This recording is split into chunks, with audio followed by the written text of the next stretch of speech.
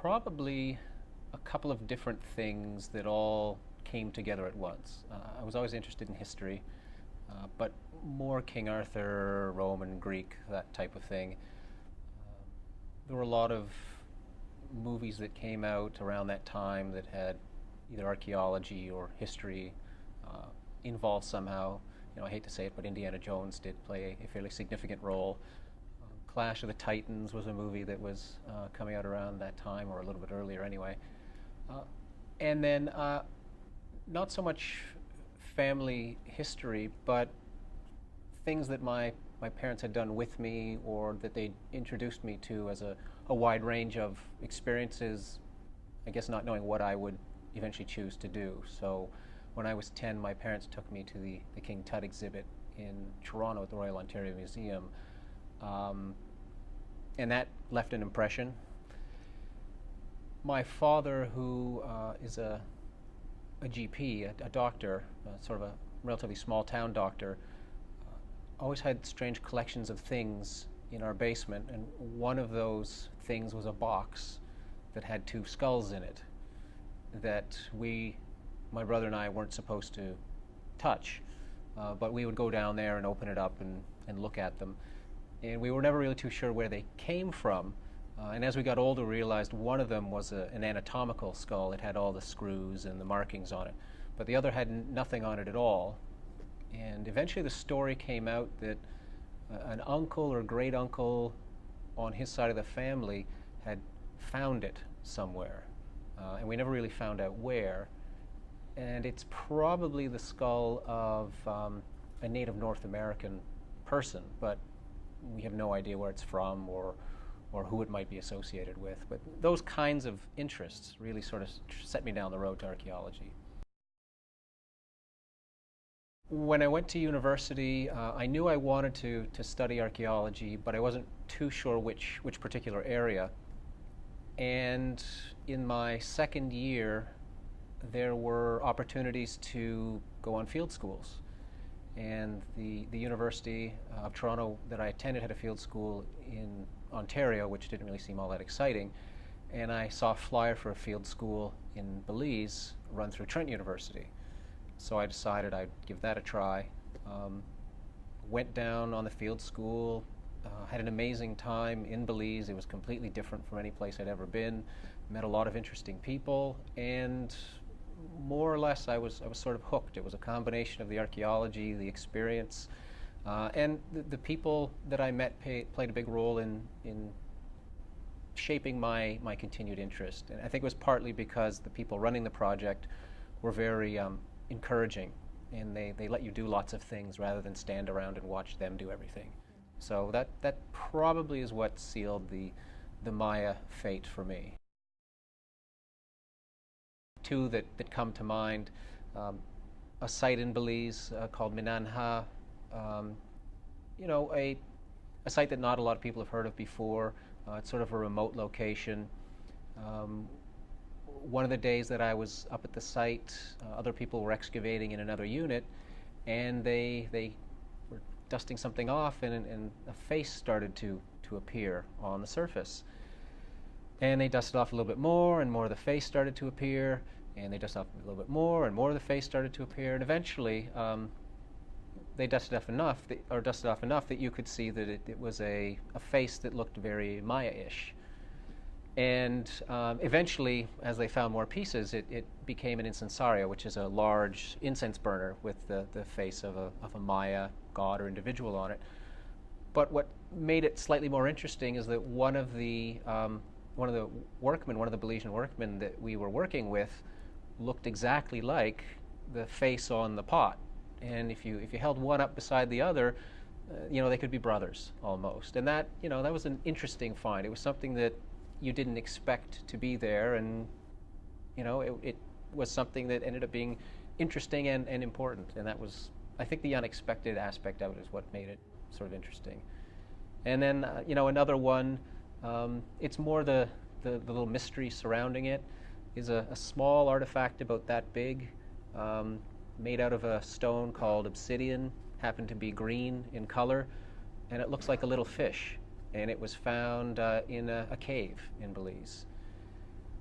And by referring to the work of other people and getting lots of cooperation from other people with expertise in different areas, um, it turns out that the little fish isn't a fish at all. It ends up being a small piece of stone that's called an eccentric, which is usually ritually significant, symbolically meaningful. And one of the people that looked at it thought it looked like a particular glyph that stands for the word blood. And you have a whole series of associations that seem like they make sense after that, whereby this little symbol for blood that's made out of obsidian, and obsidian is used as blood letters, was found in a cave, and ritualized bloodletting is argued to have happened in caves associated with creation stories, sort of life and death. It was a little puzzle that got pieced together. Initially it looked like one thing, and it ended up being interpreted as something different. So those kinds of things.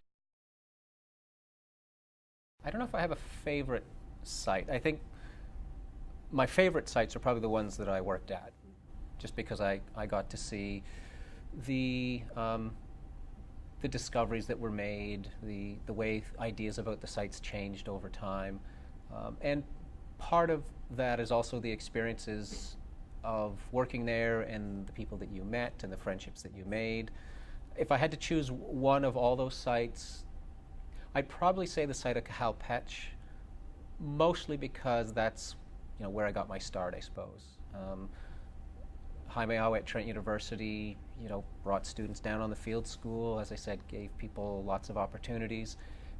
And the majority of my archaeology friends are the people who also started there roughly 20 years ago. And there's a very large proportion of them now who are my archaeologists who work in the same area, or maybe spread out a little bit. But that's sort of the starting point for all of that.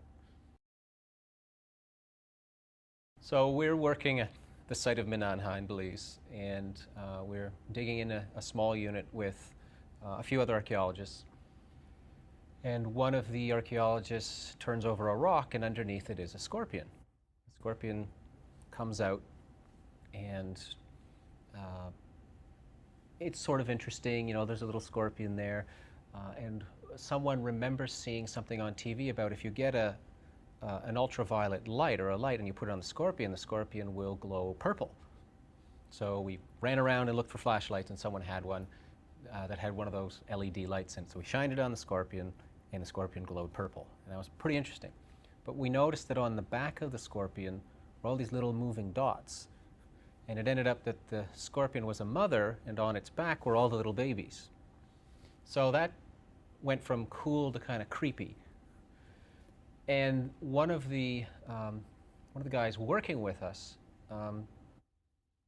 thought it was probably a good idea that we get rid of the scorpion before people start working again, because we don't want anyone to get stung or injured. So he picked up a machete, and he decided, the easiest way to get rid of the scorpion is we'll just cut it in half, we'll move it off the site, and it'll be fine. So he took a big swing and chopped the scorpion, and the scorpion cut in half, but then all the hundreds of babies on the back of the scorpion went flying in the air and showered everyone with little baby scorpions. So then everyone's running around trying to get all the scorpions off themselves. There was some screaming, there may have been some crying, I can't remember. But eventually we got all the scorpions off ourselves and continued to dig at the site. Advice for kids who want to become archaeologists. I'd say if it's something that's interesting to you, go for it. Explore it, see if you like it, try it out, and you may learn that for whatever reason it's not something that works for you, but you've had the experience. If you do like it, then you know something more about yourself. You know that there's an interest out there that you maybe didn't know about before, and you can follow up on that. The other thing somewhat related to archaeology that I'd mention is one aspect about archaeology that I like is you get to go to a different place, eat different food, meet different people, learn new things. So the other aspect of archaeology is the travel component. And even if you don't do archaeology, I'd encourage students to travel, to see the world, to try to speak another language, to eat foods they never ate before, to visit people from different cultures that they might not know anything about. You know, expand your horizons, learn something new about somebody. I think maybe one of the first things I'd ask them is sort of on the eve of the arrival of the Spaniards, when you're looking out over the ocean, you know, what's going through your mind? You've never seen these people before. You know, there are clearly some strange things coming, and you don't know what's going to happen next. You know, what are you talking about amongst yourselves? I'd be interested to see what they thought was going to happen in light of what we know did happen.